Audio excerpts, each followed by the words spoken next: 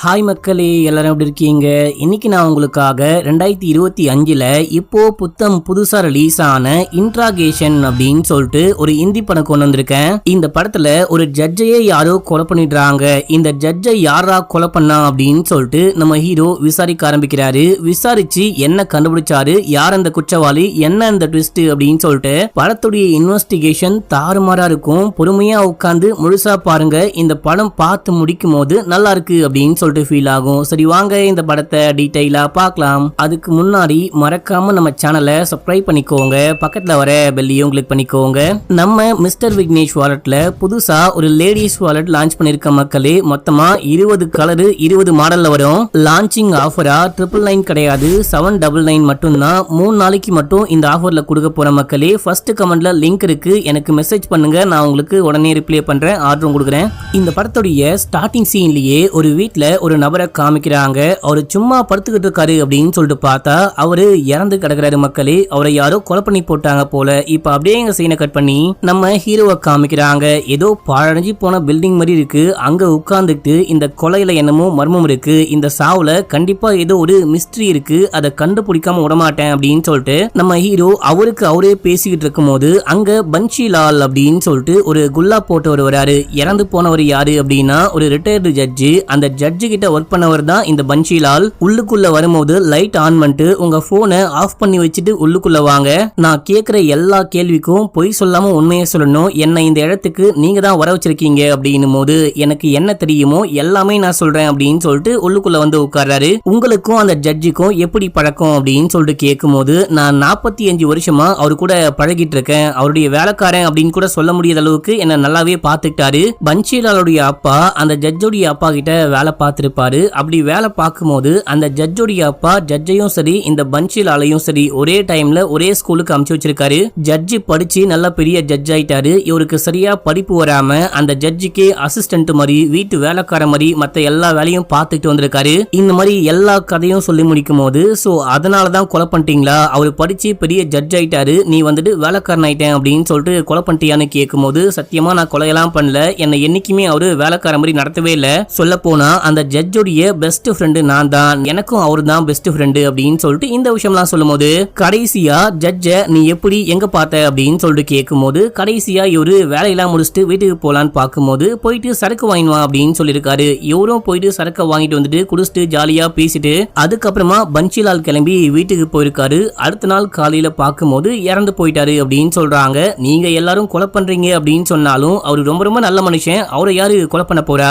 அவரை யாருமே கொலை பண்ண மாட்டாங்க அப்படின்னும் போது அவரு நல்லவரு, அவரை யாரும் கொலை பண்ண மாட்டாங்க அப்படின்னு சொல்லிட்டு நீ தான் சொல்ற, மத்தபடி யாருமே சொல்லவே இல்லையே அப்படின்னும் போது நீங்க விசாரிச்சு பாருங்க, அவரு நல்லது மட்டும் தான் பண்ணிருக்காரு, அவரை பத்தி எல்லாருக்குமே நல்லாவே தெரியும் அப்படின்னு சொல்லிட்டு இருக்கும் போது போன் ரிங் அடிக்க ஆரம்பிக்குது. இவரு கடுப்பாயிட்டாரு. நம்ம ஹீரோ கடுப்பாயிட்டு போனை புடுங்கி யாரு அப்படின்னு சொல்லிட்டு கேட்க என்னுடைய பேரன் அப்படின்றாரு. நான் தான் போன் ஆஃப் பண்ணிட்டு வாங்க அப்படின்னு சொன்னே, ஏன் ஆன் பண்ணிட்டு வந்தீங்க அப்படின்னு சொல்லிட்டு கேட்கும் போது எனக்குன்னு பேரன் மட்டும் தான் இருக்கான், பேரனுக்கு அப்படின்னு சொல்லிட்டு நான் மட்டும் தான் இருக்கேன், நான் எங்க போனாலும் பேரங்கிட்ட கால் பண்ணி சொல்லுவேன், சாரி நான் போன் எடுக்கல நான் பேசல அப்படின்னா பயந்து போயிடுவான் அப்படின்னும் போது சரி அப்படின்னு சொல்லிட்டு போனை கொடுக்குறாரு. சரி ஓகே, கடைசியா ஒரே ஒரு கேள்வி, உங்களுக்கு யார் மேலேச்சு டவுட் இருக்கா, யாராவது அந்த ஜட்ஜை கொலை பண்ண வாய்ப்பு இருக்கு அப்படின்னு சொல்லிட்டு உங்களுக்கு சந்தேகம் இருக்கா அப்படின்னு சொல்லிட்டு கேட்கும் போது இவரு யோசிக்கிறாரு. யோசிச்சு பார்க்கும் போது ஏதோ ஒரு பொண்ணு ஜட்ஜை அட்டாக் பண்ற மாதிரி தெரியுது, எனக்கு சந்தேகம்னு பார்த்தா தாரா மேலதான் அப்படின்னு சொல்றாரு. சரி ஓகே நீங்க கிளம்பி போங்க, மிச்ச விஷயம்லாம் நான் பாத்துக்கிறேன் அப்படின்னு சொல்லிட்டு நம்ம ஹீரோ அங்க ஒரு பொம்மை மாதிரி இருக்கும், அந்த பொம்மைக்கு மேல கையில போட்டு விளையாடிக்கிட்டு இருக்காரு. அந்த டைம்ல அங்க தாரா வராங்க. வந்தவங்க ஹீரோ கிட்ட பேசாம நம்ம ஹீரோ ஏதோ பிஸியா இருக்காரு அப்படின்னு சொல்லிட்டு அவங்க பாட்னு போயிட்டு புக் படிக்க ஆரம்பிக்கிறாங்க. ஏமா நீ இன்ட்ராகேஷனுக்கு வந்தியா இல்ல எக்ஸாம் எழுத வந்தியா, வந்து புக் படிச்சுக்கிட்டு இருக்க அப்படின்னு சொல்ல, நீங்க ரொம்ப பிஸியா இருந்தீங்க அதான் கொஞ்சம் அமைதியா புக் படிக்கிறேன் அப்படின்னு சொல்லும் போது சரின்னு சொல்லிட்டு நம்ம ஹீரோ அங்க உட்காருங்க அப்படின்னு சொல்றாரு. இவரும் போயிட்டு விசாரிக்கலான்னு பார்க்கும்போது இந்த பொண்ணு வந்துட்டு பாத்தீங்கன்னா ஏதோ ஒரு வெளிநாட்டுக்கு போறா போல, அதுக்கான புக்கு அந்த இன்டர்வியூ எல்லாம் எடுப்பாங்க பாத்தீங்களா, அதுக்காக புக் எல்லாம் படிச்சுக்கிட்டு இருக்கா. ஏதோ வெளிநாடு வீசாக்கு ட்ரை பண்ணிட்டு இருக்கீங்க போல அப்படின்னும் போது, ஆமா நான் கூடிய சீக்கிரமே ஆஸ்திரேலியா போறேன், எனக்கு கூடிய சீக்கிரமே வீசாக்கான இன்டர்வியூ இருக்கு, அதான் படிச்சுக்கிட்டு இருக்கேன் அப்படின்னும் போது, முதல்ல இந்த இன்டர்வியூ முடிங்க, இந்த இன்டர்வியூ முடிக்கும் போது தெரியும் நீங்க ஆஸ்திரேலியா போறீங்களா இல்ல மாமியார் வீட்டுக்கு போறீங்களா அப்படின்னு சொல்லும் போது இந்த பொண்ணு ஷாக் ஆயிட்டு எனக்கு தண்ணி வேணும் அப்படின்னு சொல்லிட்டு கேக்குறா. நம்ம ஹீரோ தண்ணியை கொண்டு வரலாம் அப்படின்னு சொல்லிட்டு போகும்போது அங்க வந்துட்டு ஒரு பொம்மை இருக்கும், அந்த பொம்மைக்கு மேலதான் கயிறை போட்டு ஹீரோ விளையாடிட்டு இருப்பாரு. அது வந்துட்டு லைட்டா பூங்கொத்து மாதிரி ஒரு பூ தொட்டி மாதிரி இருக்கும். அதை போயிட்டு தொட்டு பார்த்துட்டே இருக்கும்போது என்னமா இந்த பொம்மை உனக்கு பிடிச்சிருக்கா அப்படின்னு சொல்லிட்டு கேட்க, நிறைய பேரு ஆசாசியா பிடிச்சு போச்சு அப்படின்னு சொல்லிட்டு பூத்தொட்டியை வாங்கி பூவெல்லாம் வளர்ப்பாங்க.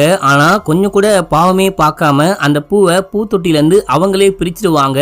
அதே போலதான் இங்கேயும் சில பேருடைய வாழ்க்கை அப்படின்னு சொல்லிட்டு வேற எதையும் மீன் பண்ண பாக்குறா. நம்ம ஹீரோ பெருசா கண்டுக்காம தண்ணியை கொடுத்துட்டு வாங்க விசாரிக்கலாம் அப்படின்னு சொல்லிட்டு உட்கார வச்சுட்டு, இந்த மாதிரி பக்கத்துல லேடி போலீஸ் எல்லாம் கிடையாது, பரவாயில்லையா பயமா இல்லையா உங்களுக்கு அப்படின்னு சொல்லிட்டு கேட்கும் போது, உங்களை பார்க்க ஜென்டில்மேன் மாதிரி தான் இருக்கீங்க, உங்களை பார்த்து எனக்கு எந்த பயமும் கிடையாது, கேள்வி கேளுங்க அப்படின்னு சொல்றாங்க. சரி உங்களுக்கும் ஜட்ஜுக்கும் என்ன மாதிரியான பழக்கம் அப்படின்னு சொல்லிட்டு கேட்கும் போது, உங்களுக்கு தான் அவரு ஜட்ஜி, எனக்கு அப்பா மாதிரி அப்படின்னு சொல்றாங்க. அப்பா மாதிரி கூட கிடையாது, அப்பா தான் அப்படின்னு சொல்லிட்டு அவங்க கதையை சொல்ல ஆரம்பிக்கிறாங்க. இவங்களுடைய உண்மையான அப்பாக்கு ஜட்ஜி வந்துட்டு பாத்தீங்கன்னா வாழ்க்கை முழுக்க ஜெயில இருக்கணும் அப்படின்னு சொல்லிட்டு அவரு பண்ண குற்றத்துக்கு தண்டனை கொடுத்துட்டு இருப்பாரு. இந்த பொண்ணுடைய அம்மாவும் அதுக்கப்புறம் கொஞ்ச நாளையே இறந்து போயிட்டு இருப்பாங்க. இந்த விஷயம்லாம் கேள்விப்பட்ட ஜட்ஜி, இப்படி ஒரு பொண்ணு இருக்கா, குட்டி பொண்ணா இருக்கா, பாவமா இருக்கா அப்படின்னு சொல்லிட்டு இந்த பொண்ணை தூக்கி வளர்க்க ஆரம்பிச்சிருக்காரு, கான்வென்ட்ல சேர்த்து படிக்க வச்சிருக்காரு. இவங்களுக்குள்ள வந்துட்டு ஒரு நல்ல ஒரு பாண்டிங் ஏற்பட்டிருக்கு, அப்பா பொண்ணு அந்த மாதிரி ஒரு பாண்டிங் ஏற்பட்டிருக்கு. அவரே இந்த பொண்ணை தான் பொண்ணா பார்த்து வளர்க்க ஆரம்பிச்சிருக்காரு.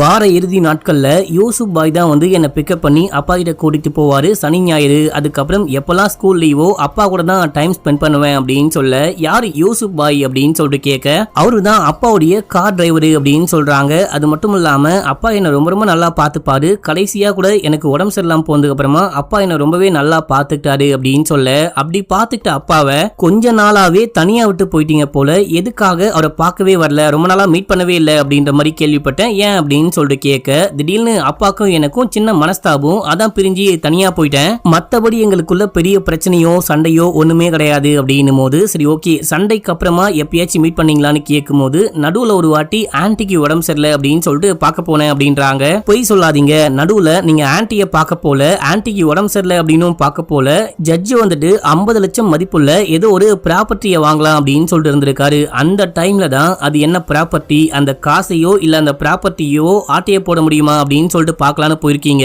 இப்போ அந்த 50 லட்சம் வேற காணும், அந்த 50 லட்சத்துக்காக நீங்க தான் உங்க அப்பாவை கொலை பண்ணீங்களா அப்படின்னு சொல்லிட்டு கேட்கும் போது, என்னங்க பேசிட்டு இருக்கீங்க, 50 லட்சத்துக்காக நான் போயிட்டு அப்பாவை கொலை பண்ணுவேனா, நான் கேட்டா அப்பாவே கொடுப்பாரு, நானும் சரி யூசுப் பாயும் சரி அப்பா இல்லாம நாங்க கிடையாது, நாங்க ரெண்டு பேருமே அப்பாக்கு ரொம்பவே விசுவாசமா இருந்தோம், அப்பாவுடைய நிழலையே வாழ்ந்துகிட்டு இருந்தவங்க நாங்க அப்படின்னு சொல்லும் போது, சரி ஓகே நீ கிளம்பு, நான் அந்த யூசுப் கிட்ட பேசிக்கிறேன், டிரைவர் கிட்ட பேசிக்கிறேன் அப்படின்னும் போது இவங்களும் கிளம்புறாங்க. அடுத்து நம்ம ஹீரோ டிரைவரை கூப்பிட்டு பேச ஆரம்பிக்கிறாரு. நீ எத்தனை வருஷமா ஜட்ஜுக்கு டிரைவரா இருக்க அப்படின்னு சொல்லிட்டு கேட்க, பல வருஷமா அப்படின்னு சொல்றாரு. பல வருஷம் அப்படின்னா கணக்கு கிடையாதா, ஒழுங்கா கணக்கு சொல்லு அப்படின்னும் போது அவன் 1 2 3 அப்படின்னு சொல்லிட்டு கவுண்ட் பண்ண ஆரம்பிக்கிறான். என்னையா நக்கல் பண்ணிட்டு இருக்கியா, கேட்டா ஒழுங்கா சொல்ல மாட்டியா அப்படின்னு சொல்லிட்டு கேட்கும் போது, உண்மையிலேயே கணக்கே மறந்து போச்சு, அத்தனை வருஷமா ஜட்ஜு கிட்ட நான் வேலை பார்த்தேன், சின்ன வயசுல ஒரு 17 வயசு இருக்கும், அந்த டைம்ல ரொம்பவே கஷ்டம், சாப்பாட்டு கூட வழி கிடையாது, அப்போ வந்துட்டு ரோட்ல போன ஒரு கோழிய ஆட்டைய போட்டு அதை வித்து சாப்பிடலாம் அப்படின்னு சொல்லிட்டு பார்க்கும்போது போலீஸ்லாம் என்ன கைது பண்ணி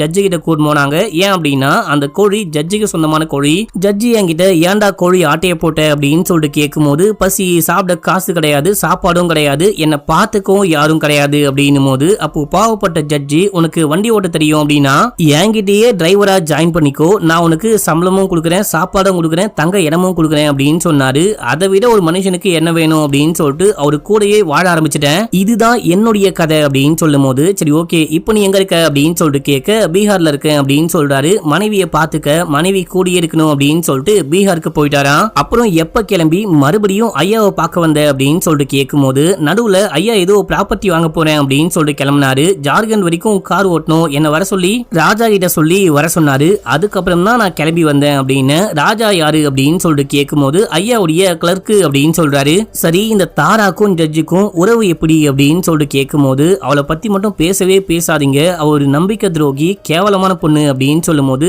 அப்படி அவ என்ன பண்ணா அப்படின்னு சொல்லிட்டு கேட்க, அப்பா அம்மா இல்லாம அந்த பொண்ணை இவரு தான் தூக்கி வளர்த்தாரு, தன்னுடைய பொண்ணு மாதிரி பாசமா பாத்துக்கிட்டாரு, அவரு இறந்து போனதுக்கு அப்புறமா அம்மா கூட அந்த பொண்ணு பார்க்க வரல, இது கூட பரவாயில்ல. அந்த பொண்ணு காலேஜ் படிச்சுக்கிட்டு இருக்கும் போது அங்க ஒர்க் பண்ற ஒரு எலக்ட்ரிஷியன் கூட சேர்ந்துட்டு ஓடி போயிட்டா. அதுக்கப்புறம் இவர் தான் போயிட்டு கண்டுபிடிச்சு பேசி கூட்டிட்டு வந்து மறுபடியும் மணாலில ரூம்ல அடைச்சு வச்சாரு.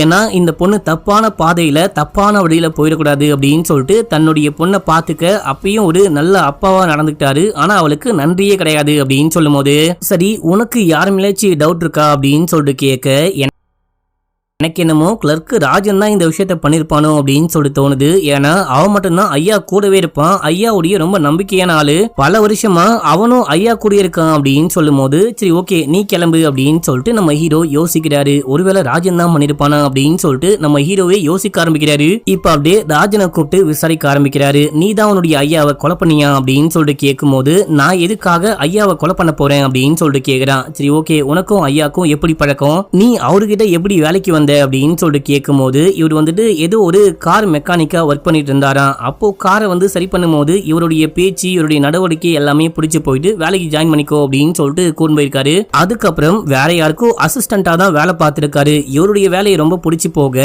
அந்த அசிஸ்டன்ட் ஐயாவுடைய முக்கியமான அசிஸ்டன்ட்டையே வேலையை விட்டு அமிச்சிட்டு இந்த ராஜனையே முழு நேர கிளர்க்கா வேலைக்கு வச்சிருக்காரு அப்படின்னு சொல்லிட்டு இந்த விஷயம்லாம் சொல்லும் போது, உங்களுக்கு என்ன ஆச்சு, எதுக்காக தாங்கி தாங்கி நடக்கிறீங்க, கால்கில் உடஞ்சு போச்சா, ஆக்சிடென்ட் ஆயிருச்சா அப்படின்னு சொல்லிட்டு கேட்கும் போது, ஆமா கொஞ்ச நாளைக்கு முன்னாடி ஐயா கூட கோர்ட்டுக்கு போயிட்டு இருக்கும் போது ஒரு பயங்கரமான ஆக்சிடென்ட், நல்ல வேளை அந்த டைம்ல ஐயாக்கு ஒண்ணுமே ஆகல, ஆனா என் கால் போயிடுச்சு, நடக்க கூட முடியாம கட்டையை வச்சு நடக்கும் போது ஐயா தான் எனக்கு இந்த ஸ்டிக் எல்லாம் கூட வாங்கி கொடுத்தாரு, ரொம்ப ரொம்ப நல்ல மனுஷன் அப்படின்னும் போது, நல்ல மனுஷனை தான் கொலை பண்ணுவியா, 50 லட்சத்துக்காக கொலை பண்ணுவியா அப்படின்னு சொல்லிட்டு கேட்கும் போது, நான் எதுக்காக ஐயாவை கொலை பண்ண போறேன், ஐயா எனக்காக நிறைய விஷயம் பண்ணிருக்காரு, ஐயாவும் காயத்ரி மேடமும் சேர்ந்துட்டு என் வாழ்க்கையே கொடுத்திருக்காங்க, அவங்க இல்ல அப்படின்னா எனக்கு வாழ்க்கையே கிடையாது அப்படின்னு சொல்றாரு. காயத்ரி யாரு அப்படின்னா ஜட்ஜுடைய மனைவியா. நான் வந்துட்டு நடக்க முடியாத ஹேண்டிகேப்டுன்னு தெரிஞ்சதுக்கு அப்புறம் கூட எனக்கு கரெக்டான ஒரு பொண்ணை பார்த்து கல்யாணம்லாம் பண்ணி வச்சாங்க. ஐயா வந்துட்டு ரொம்ப ரொம்ப லக்கி, காயத்ரி மேடம் கல்யாணம் பண்ணிக்கும் போது கூட நான் கூட தான் இருந்தேன். ஐயாவுடைய மாமனார் வந்துட்டு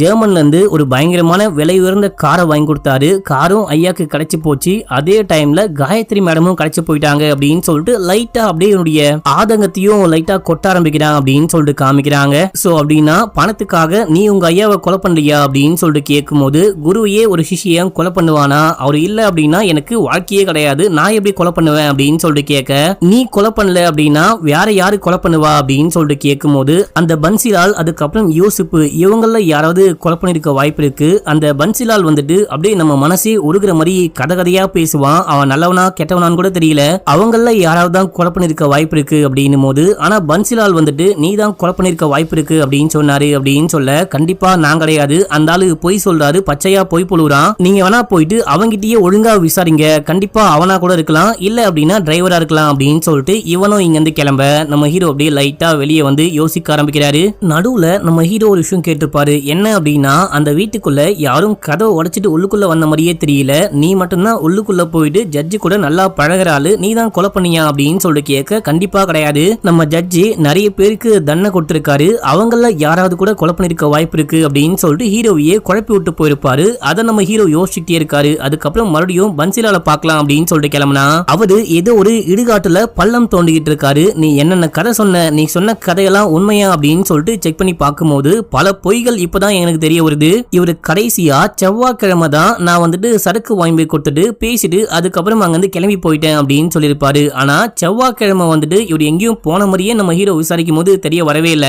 செவ்வாய்க்கிழமை ஜட்ஜி எனக்கு கால் பண்ணி கூப்பிட்டு சரக்கு வாங்கிட்டு வர சொன்னாரு அப்படின்னு சொல்லியிருப்பாரு. கால் பண்ணதுக்கான எந்த தடயமும் கிடைக்கல அப்படின்னு சொல்லும் போது, இல்ல என் போன்ல பேலன்ஸ் இல்ல அப்படின்றாரு. அதையே தான் நானும் கேக்குறேன், உன் போன்ல பேலன்ஸே இல்ல, நீ எப்படி அதுக்கப்புறம் ஜட்ஜி கால் பண்ணி என்ன சரக்குன்னு கேட்டு எப்படி வாங்கி போய் கொடுக்க முடியும், நீ எதையோ மறைக்கிற, பொய் சொல்ற, உண்மையை சொல்லு உண்மையை சொல்லு அப்படின்னு இப்போ இவருக்கு லைட்டா வெறியாகுது. ஏதோ ஒன்னு யோசிக்கிறாரு. அதுக்கப்புறம் அப்படியே பேச ஆரம்பிக்கிறாரு. சின்ன வயசுல வந்துட்டு இவரை எதுக்காக அந்த ஜட்ஜி கூட ஸ்கூலுக்கு அனுப்புனாங்க அப்படின்னா, நம்ம வன்ஷிலாலு நல்லாவே படிக்கிற பையன் மக்களே, அதுவே ஜட்ஜி வந்துட்டு ஒரு மக்கான பையன், படிப்புல பெரிய இன்ட்ரெஸ்டே கிடையாது, ஒரு நார்மல் பணக்கார வீட்டு பையன் மாதிரி அவர் பாட்னு சுத்திக்கிட்டு இருப்பாராம், படிப்புல எல்லாம் விருப்பமே கிடையாதான். இப்போ பன்ஷிலால எதுக்காக அமுச்சு விடுறாங்க அப்படின்னா, பன்ஷிலால் வந்துட்டு அந்த ஜட்ஜுக்கு எல்லாமே சொல்லி கொடுப்பாரு, டிப்பி காப்பி அச்சு கொடுப்பாரு, அது மட்டும் இல்லாம எக்ஸாமும் எழுதி கொடுப்பாரு அப்படின்னு சொல்லிட்டு இந்த மாதிரியான எல்லா வேலையும் பார்த்திருக்காரு. தன்னுடைய பையன் மக்கா இருக்கானே, இந்த வேலைக்காரன் பையன் நல்லா படிக்கிறானே அப்படின்னு சொல்லிட்டு அதை யூஸ் பண்ணிக்க மட்டும்தான் ஜட்ஜோடைய அப்பா கூட அமுச்சு வச்சிருக்காரு. அவங்க தேவை முடிஞ்சதுக்கு அப்புறமா வேலையை விட்டு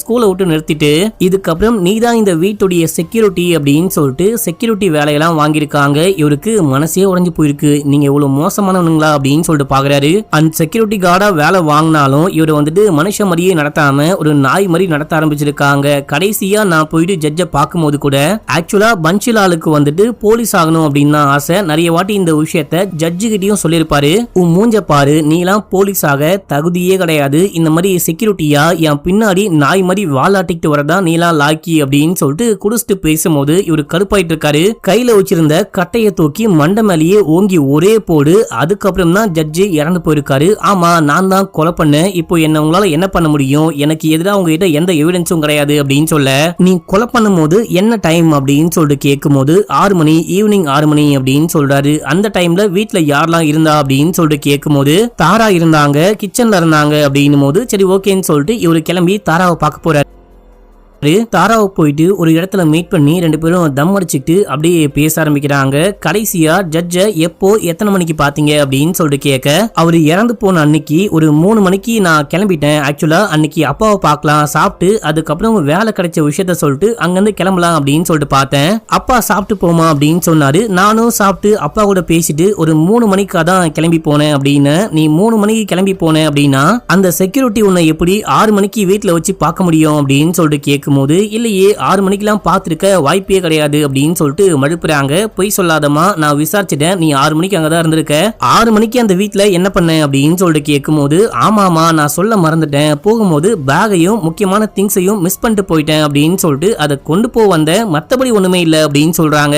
சரி, உன்னை பத்தி யூசுப் வந்துட்டு ஒரு கதையை சொன்னாரு. ஸ்கூல் படிக்கும் போதே வேற ஏதோ ஒரு பையன் கூட சேர்ந்துட்டு டெல்லிக்கு ஓடி போயிட்டியா, சின்ன பொண்ணா இருக்கா, வழி மாறி போயிட போறா, வழி தவறி போயிட போறா அப்படின்னு சொல்லிட்டு அவங்க கூட்டு வந்தாங்களாம். அது என்ன கதை, யாரு கூட ஓடி போன, எதுக்கு ஓடி போன அப்படின்னு சொல்லிட்டு கேட்கும் போது அந்த யூசுப் இருக்கான் இல்லையா, அவன் ஒரு கேவலமான ஆளு, அவன் சொல்றதுலாம் ஒரு விஷயம் அப்படின்னு சொல்லிட்டு அதை கேட்டுட்டு வந்து என்கிட்ட கேள்விலாம் கேட்காதீங்க, அவனை பத்தி கேட்டாலே எனக்கு வெறுப்பாகுது அப்படின்னும் போது அவன் உங்ககிட்ட அப்படி என்ன விஷயம் பண்ணா அப்படின்னு சொல்லிட்டு கேட்க, நான் சொல்றேன் உங்ககிட்ட எல்லா உண்மையும் சொல்றேன், இதுக்கப்புறம் என்ன விஷயம் ஆனாலும் பரவாயில்ல, உண்மையை சொல்ல வேண்டிய நேரம் வந்துருச்சு அப்படின்னு சொல்லிட்டு அந்த யூசுப் இருக்கான் பாத்தீங்களா, அவன் வந்துட்டு இந்த பொண்ணை ஏமாத்தி மிரட்டி நிறையவே காசு புடுங்க பார்த்திருக்கான்.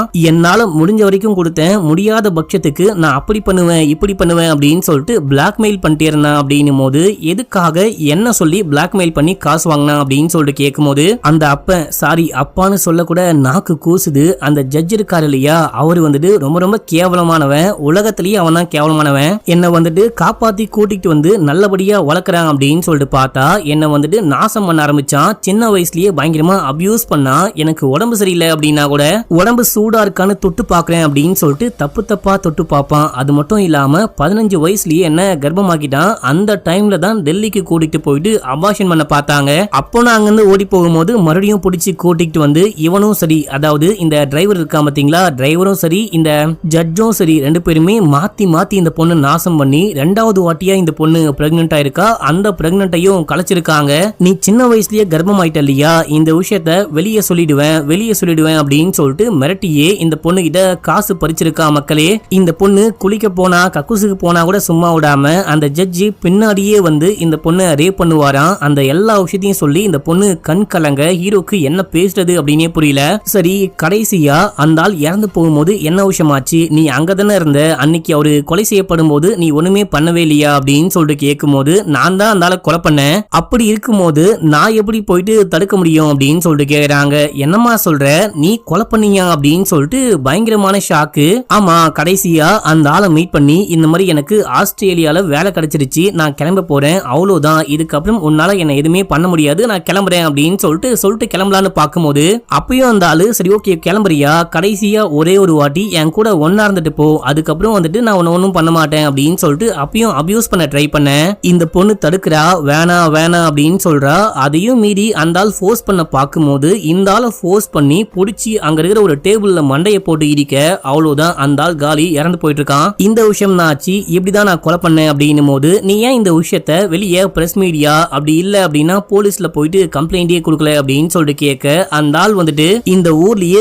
மிகப்பெரிய ஜட்ஜா இருக்காரு, அவரை பத்தி கம்ப்ளைண்ட் பண்ணா யாரு கேஸ் எடுப்பாங்க, என் மேலேயே தான் திருப்பி விடுவாங்க. நான் ஓடி போக கூட ட்ரை பண்ணேன், என்னால எங்கேயுமே போக முடியல, இந்த ஆளு அடிக்கடிக்க புடிச்சிட்டு வந்துட்டாரு. அது மட்டும் இல்லாம நான் என் வாழ்க்கையில செட்டில் ஆகணும், கொஞ்சம் பெருசா வளர்ற வரைக்கும் இவரு கூடவே அட்ஜஸ்ட் பண்ணிட்டு வாழ்ந்துட்டு, ஏன்னா வெளியே இந்த ஆளை விட கேவலமான மிருகங்கள்லாம் இருக்காங்க அப்படின்னு சொல்லிட்டு கேள்விப்பட்டேன். இவர் கூடவே இருந்துட்டு வளர்ந்ததுக்கு அப்புறம் வெளியே போயிடலாம் அப்படின்னு சொல்லிட்டு பார்த்தேன். அதுக்குள்ளதான் அன்னைக்கு பயங்கரமா காண்டாயிட்டு அந்த ஆளை கொலை பண்ணிட்டேன் அப்படின்னு சொல்லும் போது உண்மையதான் சொல்றியா அப்படின்னு சொல்லிட்டு கேட்க, ஆமா உண்மையதான் சொல்றேன், நான் கொலை பண்ணதுக்கு அப்புறமா அந்த டிரைவரு நான் உனக்கு ஹெல்ப் பண்றேன், இந்த டெட் பாடியை நான் கொண்டு போயிட்டு அடக்கம் பண்றேன் அப்படின்னு சொன்னாரு. நானும் அங்க இருந்து கிளம்பிட்டேன். பார்த்தா இப்ப அந்த யூசுப்பே வந்துட்டு எல்லா விஷயத்தையும் போட்டு கொடுக்குறான். அவன் ஒரு நம்பிக்கை துரோகி அப்படின்னும் போது அப்படின்னா அந்த வீட்டுல இருந்த 50 லட்சம் எங்க போச்சு அப்படின்னு சொல்லிட்டு கேட்க 50 லட்சத்தை நான் எடுத்துக்கிட்டு போலான்னு பார்க்க அந்த டைம்ல யூசுப் அந்த காசை புடுங்கிட்டு நீங்க இருந்து கிளம்பு, இந்த ஜட்ஜோடைய பாடியை நான் பாத்துக்கிறேன், அதுக்கு பதிலா காசையும் வச்சுக்கிறேன் அப்படின்னும் போது எனக்கு ரொம்ப பயமாயிடுச்சு, நான் அங்க இருந்து கிளம்பிட்டேன் அப்படின்னு சொல்ல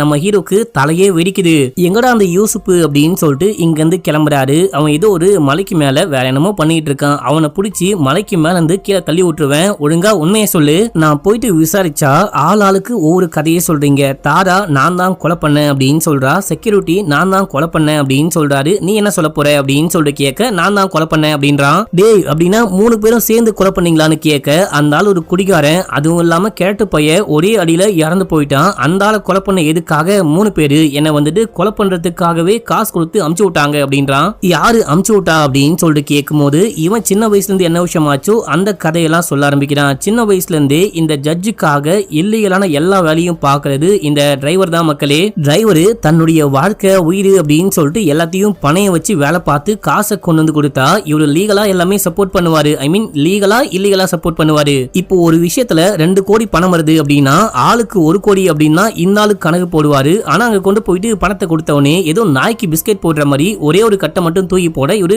காண்டா இருக்காரு. அதுக்கப்புறம் இதே போல நிறையவே இல்லீகலான வேலை வேற வழியே இல்லாம இவரும் பார்த்திருக்காரு. காசு கொஞ்சம் கொஞ்சமா கிடைச்சிருக்கு, ஆனா நிறைய காசுலாம் கிடைக்கவே இல்லை. ஒரு நாள் வந்துட்டு ஒரு மினிஸ்டருடைய பையனை காப்பாத்தணும், ஏதோ ஒரு மினிஸ்டருடைய பையன் ட்ரக் கேஸ்ல மாட்டிக்கிட்டான், என் பையனை காப்பாத்தின அப்படின்னா உனக்கு 2 கோடி அப்படின்னு சொல்லிட்டு கொடுக்கும் போது காசை வாங்கிட்டு இந்த பையன் மேல தப்பு கிடையாது அப்படின்னு சொல்லிட்டு தீர்ப்பு கொடுத்திருக்காரு. ஆனா இந்த கேஸ் மறுபடியும் போலீஸ் வந்துட்டு மேல் கோர்ட்ல அப்பீல் பண்ணும் போது மேல் கோர்ட்ல வந்துட்டு இவன் குற்றவாளி அப்படின்னு சொல்லிட்டு ஜெயிலுக்குள்ள புடிச்சு போட்டாங்க. 10 வருஷம் ஜெயிலுக்குள்ள இருக்கணும் அப்படின்னு சொல்லிட்டு புடிச்சு போட்டாங்களாம். சோ அதுக்கப்புறம் என்ன விஷயம் ஆச்சு, அந்த அரசியல்வாதி பணத்தை திரும்ப கேட்டாரா அப்படின்னு சொல்லிட்டு கேட்க அந்த அரசியல்வாதியால பணத்தை திரும்ப கேட்கவும் முடியாது, இவரால கொடுக்கவும் முடியாது. ஏன் அப்படின்னா அது பிளாக் மணி. அதுக்கு பதிலா அந்த அரசியல்வாதி என்ன பண்ணிருக்காரு அப்படின்னா, நீ போயிட்டு அந்த ஆளை கொலை பண்று, எனக்கு துரோகம் பண்ண அந்த ஆளை கொலை பண்று, அவருக்கு பதிலா நான் உனக்கு நிறையவே காசு தரேன் அப்படின்னும் போது இவர் பிளான் போட்டிருக்காரு. அந்த ராஜன் கூட சேர்ந்து பிளான போட்டு நீ எப்படியாச்சும் இந்த ஆளை குடிக்கவே, நான் வந்து கொலை பண்ணிடுறேன், கிடைக்கிற காசுல ஆளுக்கு பாதியா பங்கு போட்டுக்கலாம் அப்படின்னு சொல்ல ராஜனும் குடிக்க வச்சிருக்காரு. இவரும் போயிட்டு மண்டையிலேயே அடிச்சு கொலை பண்ணிருக்காரு. அதுக்கப்புறமா வீட்டுல இருந்த 50 லட்சத்துல இவருக்கு 30 லட்சம், ராஜனுக்கு 20 லட்சம் அப்படின்னு சொல்லிட்டு பங்கு போட்டு கொடுத்துட்டு இவரும் கிளம்பி வந்திருக்காரு. இந்த விஷயம் தான் ஆச்சு அப்படின்னும் போது டே என்னங்கடா ஆளுக்கு ஒரு கதையை சொல்லி என்ன ஏமாத்த பாக்குறீங்களா அப்படின்னு சொல்லிட்டு கேட்கும் போது நாங்க எதுக்கு ஏமாத்த போறோம், நீங்க வேணா போயிட்டு ராஜன் கிட்ட விசாரிச்சு பாருங்க அப்படின்னு இவர் உடனே கிளம்பி போயிட்டு ராஜனை பாக்குறாரு. ராஜனுக்கு பயங்கரமான குடிப்பழக்கம் இருக்கு. அது மட்டும் இல்லாம ராஜனுடைய மனைவி இறந்து போனதுக்கு அப்புறமா கை நடுக்கம் பயங்கரமா இருக்கும். அவருடைய கையை பிடிச்சி தண்ணியில ஜில்லுன்னு வைக்கும் போது என் கையை விடுங்க வலிக்குது வலிக்குதுன்னு கத்துறாரு. உனக்கு வலிக்க கூடாது அப்படின்னா நான் கேட்கிற கேள்விக்கு ஒழுங்கா ஆன்சர் பண்ணு அப்படின்னு. என்ன கேள்வி அப்படின்னு சொல்லிட்டு கேட்கும் போது நீ எதுக்காக ஜட்ஜி இறந்து போன அன்னைக்கு வீட்டுக்கு போன அப்படின்னு சொல்லிட்டு கேட்க இவரு குடிச்சு பயங்கரமா கடன்லாம் வாங்கி வச்சிட்டு இருக்காரு. அந்த கடனை அடைக்கவும் கொஞ்சம் சாப்பாட்டுக்கும் காசு தேவைப்பட்டிருக்கு. அதுக்கு கடன் ஒரு 15,000 ரூபாய் கேட்கலாம் அப்படின்னா ஐயாவுடைய வீட்டுக்கு போனேன் அப்படின்னு சொல்றாரு. நீ ஏன்டா தேவையில்லாம குடிச்சுக்கிட்டு இருக்க அப்படின்னு சொல்லிட்டு கேட்கும் போது மனைவி இறந்து போனதுக்கு அப்புறமா பயங்கரமான குடிகாரனா மாறிட்டு இருக்காரு. உங்க மனைவி எப்படி இறந்து போனாங்க அப்படின்னு சொல்லிட்டு கேட்கும் போது ஒரு ஆக்சிடென்ட், எவனோ ஒருத்தன் கார்ல ஏத்தி மனைவிய கொலை பண்ணிட்டு இருக்கா மக்களே, அதுக்கப்புறம் தனியா தான் வாழ்ந்துகிட்டு இருக்கியா, அடுத்த கல்யாணம் எல்லாம் பண்ணிக்கலையா அப்படின்னு சொல்லிட்டு கேட்கும் போது இந்த ஜட்ஜுடைய வீட்டுல வேலை பார்க்கும் போது ஜட்ஜுடைய வீட்டுல ஒரு வேலைக்காரமா வேலை பார்த்திருக்காங்க, பேரு நளினியா. அவங்கள இவருக்கு ரொம்ப ரொம்ப பிடிக்கும். மனைவி இறந்து போனதுக்கு அப்புறமா இவரு நேசிச்ச ஒரே ஆள் யாரு அப்படின்னு சொல்லிட்டு பார்த்தா அந்த நளினி மட்டும்தான். அந்த நளினியும் இவரு மேல பாவம் பார்த்திருக்காங்க, இவரை லவ் பண்ண ஆரம்பிச்சிருக்காங்க, கீழே கீழே விழுந்துட்டாரு அப்படின்னா எல்லா விதமான ஹெல்ப்பும் பண்ணிருக்காங்க. இந்த விஷயத்த ஜட்ஜி பார்த்துட்டு நீ என்ன அவனுக்கு ஹெல்ப் பண்ற, அவன் கூட நீ ஒன்னா இருக்க கூடாது, அவனெல்லாம் லவ் பண்ணக்கூடாது அப்படின்னு சொல்லிட்டு இந்த பொண்ணை போட்டு அடிக்கிறது, ரூமுக்கு வா அப்படின்னு சொல்லிட்டு கூப்பிடுறது, தப்பா பிஹேவ் பண்றது அப்படின்னு சொல்லிட்டு எல்லாமே பண்ண அந்த பொண்ணு வேலையை விட்டு நின்னுட்டு இருக்கா. நீ ஏமா வேலையை விட்டு நின்னு அப்படின்னு சொல்லிட்டு கேட்கும் போது அவங்க எல்லாமே சொல்லிருக்காங்க. ஆக்சுவலா அந்த ஆளு என்ன வேலைக்காரியா மட்டும் இல்லாம வீட்டுக்காரியா யூஸ் பண்ண பாக்குறான், ஒரு வாட்டி ரேப் பண்ணிட்டு இருக்கா மக்களே. இது மட்டும் இல்லாம உன்னுடைய மனைவி இருந்தாங்க இல்லையா, அவங்க உனக்கு மட்டும் மனைவி கிடையாது அவனுக்கும் தான் அப்படின்னும் போது இவனுக்கு தூக்கி வாரி போடுது. என்னமா சொல்றேன்னு கேட்க, ஆமா ஆக்சுவலா இவருக்கு கல்யாணம் ஆனதுக்கு அப்புறமா தன்னுடைய சொந்த ஊர்லயே ஒரு பொண்ணு செட்டப்பா வச்சிருக்காரு. அடிக்கடிக்க போயிட்டு அந்த பொண்ணை மீட் பண்ணிட்டு வர்றது ரொம்ப கஷ்டமா இருக்கே அப்படின்னு சொல்லிட்டு உனக்கு கல்யாணம் பண்ணி வைக்கிற மாதிரி கல்யாணம் பண்ணி வச்சுட்டு அந்த பொண்ணுக்கு நிறையவே காசை கொடுத்துட்டு அதே டைம்ல வீட்டுல வச்சு இவனும் அந்த பொண்ணு கூட ஒன்னாவே வாழ்ந்திருக்கான். உனக்கே தெரியாம ரெண்டு பேரும் துரோகம் பண்ணிருக்காங்க. ஒரு கட்டத்துக்கு மேல அந்த பொண்ணு வந்துட்டு காசு கேட்கும் போது உன்னுடைய மனைவிய அந்த ஜட்ஜி தான் கொலை பண்ணிருக்காரு. இந்த எல்லா விஷயத்தையும் என்ன ரேப் பண்ணும்போது என்கிட்ட குடி போதையில சொன்னான் அப்படின்னும் போது இவருக்கு பயங்கரமா வெறுப்பா இருக்கு. ஆனா இவரால ஒண்ணுமே பண்ண முடியலையா, ஏன் ஒண்ணுமே பண்ண முடியல, போலீஸ்ல போயிட்டு கம்ப்ளைண்ட் கொடுக்க வேண்டியதானே அப்படின்னு சொல்லிட்டு கேட்கும் போது கம்ப்ளைண்ட் கொடுத்தா யாரும் எடுத்துக்க மாட்டாங்க, என் மேலேயே கேஸ திருப்பிடுவாங்க.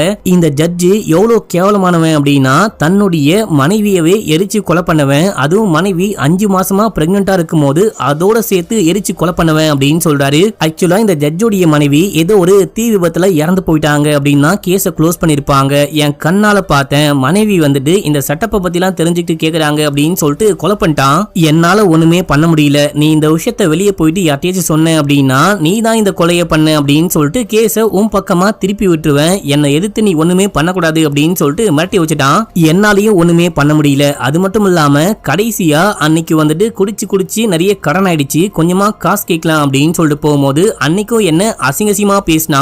அது மட்டும் இல்லாம என் பொண்டாட்டி கூட அவன் ஒன்னா இருந்தது, அதுக்கப்புறம் என் கேர்ள் ஃபிரெண்ட் கூட தப்பா பழகினது, அந்த பொண்ணை தப்பா பேசினது அப்படின்னு சொல்லிட்டு எல்லாமே சொல்ல வெறியாயிட்டு நான் தான் என் கட்டையால் அடிச்சு கொலை பண்ணேன் அப்படின்னும் போது எனது நீ தான் கொலை பண்ணியா, யோ என்னையா சொல்ற அப்படின்னு சொல்லிட்டு கேட்கும் போது ஆமா எனக்கு பயங்கரமா வெறியடிச்சு எல்லாமே ஞாபகம் வந்து பொறுத்துக்க முடியாம நான் தான் கொலை பண்ணேன் அப்படின்னு சொல்றாரு. ஜட்ஜிக்கு வேற பையன் பொண்ணு அப்படின்னு சொல்லிட்டு எந்த சொந்த பந்தமும் கிடையாதா அப்படின்னு சொல்லிட்டு கேட்கும் போது ஜட்ஜிக்கு ஒரே ஒரு பையன் இருக்கான், அவனும் இந்த ஜட்ஜி மாதிரி விளங்காதவன், டெல்லியில லா படிச்சுக்கிட்டு இருக்கான். அவனுக்கும் நேஹா அப்படின்னு சொல்லிட்டு ஒரு கேர்ள் ஃபிரெண்ட் இருக்காங்க. எப்பயாச்சும் அப்பாவை பார்க்கலாம் அப்படின்னு சொல்லிட்டு ஊருக்கு வருவான், மத்தபடி அவன் வந்துட்டு அந்த ஊர்லயே டெல்லியில மட்டும்தான் வாழ்ந்துகிட்டு இருக்கான் அப்படின்னு சொல்றாரு. இது மட்டும் இல்லாம கடைசியா இவரு போயிட்டு அந்த ஜட்ஜை கொலை பண்ணாரு பாத்தீங்களா, அன்னைக்கு அந்த ஜட்ஜும் டிரைவரும் கிளம்பி ஜார்க்கண்ட் போலாம் அப்படின்னு சொல்லிட்டு பிளான் பண்ணாங்களாம். ஏன் ஜார்க்கண்ட் அப்படின்னு சொல்லிட்டு கேட்கும் போது ஜார்க்கண்ட்ல ஒரு ஃபார்ம் ஹவுஸ் இருக்கான் இந்த ஜட்ஜிக்கு. இந்த ஃபார்ம் ஹவுஸ்ல தான் புது கேர்ள் ஃபிரெண்ட இந்த ஜட்ஜி ஸ்டே பண்ண வச்சிருக்காரு. அந்த பொண்ணை போயிட்டு மீட் பண்ணலாம், குஜாலமா இருக்கலாம் அப்படின்னு சொல்லிட்டு கிளம்பிட்டு இருந்தான். நான் அவனுடைய கதையை முடிச்சிட்டேன் அப்படின்னு சொல்ல இப்ப அப்படியே எங்க சீன் கட்டாது. 4 பேர்கிட்டயும் நம்ம ஹீரோ பேசின எல்லா விஷயத்தையும் வீடியோவா ரெக்கார்ட் பண்ணிருப்பாரு. அதை 4 பேரையும் உட்கார வச்சு போட்டு காமிக்கிறாரு. என்ன சட்டத்தை முட்டாளாக்க பாக்குறீங்களா, போலீஸ பார்த்தா உங்களுக்கு எப்படி தெரியுது, ஏமாத்த பாக்குறீங்களா அப்படின்னு சொல்லிட்டு கேட்டு இவரே சிரிக்க ஆரம்பிக்கிறாரு. நம்ம எல்லாரும் பிளான் பண்ணோம் அப்படின்னா சட்டத்தை கண்டிப்பா ஏமாத்த முடியும் போலீஸையும் அப்படின்றாரு. நீங்க பண்ண டிராமா இந்த ட்ரையல் எல்லாமே ரொம்ப ரொம்ப நல்லா இருக்கு, இதே போல போலீஸ் கேட்டாங்க அப்படின்னா அச்சு பேசாம இதையே அப்படியே பேசுங்க, கண்டிப்பா தப்பிக்க முடியும் அப்படின்னு சொல்றாரு. இப்போ இந்த 4 பேரும் சந்தோஷமா வெளியே போறாங்க.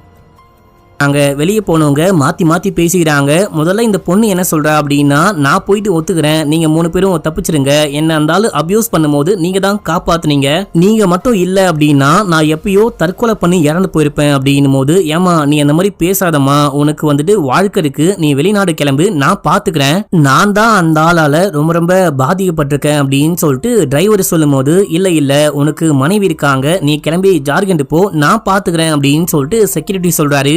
எல்லாரும் கொஞ்சம் வாய மூடுங்க, உங்க எல்லாருக்குமே ஏதோ ஒரு எய்ம் இருக்கு, இந்த பொண்ணுக்கு வயசு இருக்கு, வாழ வேண்டிய வயசு, எனக்கு வாழ வேண்டிய வயசும் கிடையாது, எனக்குன்னு சொல்லிட்டு யாருமே கிடையவும் கிடையாது, நான் தனிக்கட்ட நான் பாத்துக்கிறேன், போலீஸ் கேட்டாங்க அப்படின்னா நானே ஒத்துட்டு ஜெயிலுக்கு போறேன் அப்படின்னு சொல்லிட்டு இப்போ இந்த ராஜன் சொல்லும் போது நம்ம ஹீரோ வெளியே வந்து எல்லாரும் கொஞ்சம் வாய மூடுங்க, அப்படின்னா நான் சொன்ன விஷயத்த நீங்க யாருமே ஃபாலோ பண்ண போறது கிடையாதா, ஒழுங்கா உள்ளுக்குள்ள வாங்க அப்படின்னு சொல்லிட்டு கூட்டிட்டு போறாரு. இப்ப அப்படியே பிளாஷ்பேக் காமிக்கிறாங்க. இந்த போலீஸ்காரன் உண்மையான போலீஸ் போலீஸ்காரனே கிடையாது, ஜட்ஜுடைய பெரிய பையன் இவன் தான் மக்களே. இவன் தான் டெல்லியில வக்கீலுக்கு படிச்சுக்கிட்டு இருக்கான், அதுக்கப்புறம் கேர்ள் ஃபிரெண்ட் கூட வாழ்ந்துகிட்டும் இருக்கான். நம்ம ஹீரோக்கு நல்லாவே தெரியும் அப்பந்தான் நம்ம அம்மாவை கொலை பண்ணிட்டான், அம்மா பிரெக்னெண்டா இருக்கும் போதே கொலை பண்ணிட்டான் அப்படின்னு சொல்லிட்டு எல்லாமே தெரியும். அப்பாவை அம்மாவை கொலை பண்ணதுக்காக பழி வாங்கணும், ஆனா மாட்டக்கூடாது அப்படின்னு சொல்லிட்டு பார்க்கும்போது அப்பனால இந்த 4 பேரும் பாதிக்கப்பட்டிருக்காங்க அப்படின்னு சொல்லிட்டு தெரிய வந்து 4 பேரையும் கூப்பிட்டு வச்சு என்னாச்சு ஏதாச்சு அப்படின்னு சொல்லிட்டு கேட்கும்போது இந்த பொண்ணை சின்ன வயசுல இருந்து தூக்கி வளர்க்கறேன் அப்படின்னு சொல்லிட்டு அபியூஸ் பண்ணி